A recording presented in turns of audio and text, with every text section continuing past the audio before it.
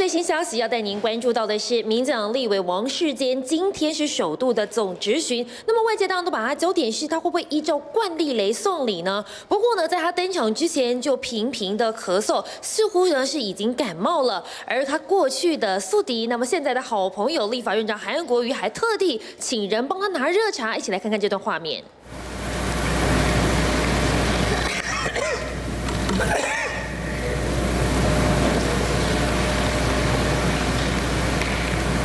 有韩国语声音吗？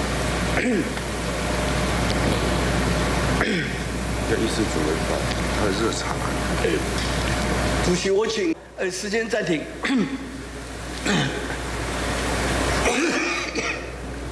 委员要喝点水。那个，主席，我可不可以喝水？可以，那边是你的事，没有问题，请。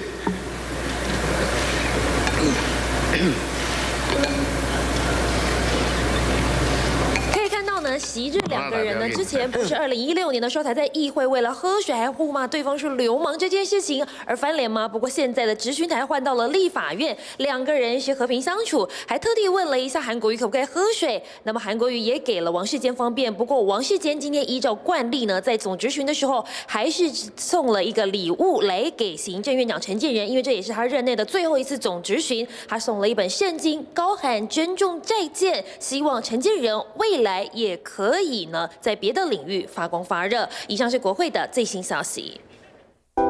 想看最完整的新闻内容，记得下载 TVBS 新闻网 APP。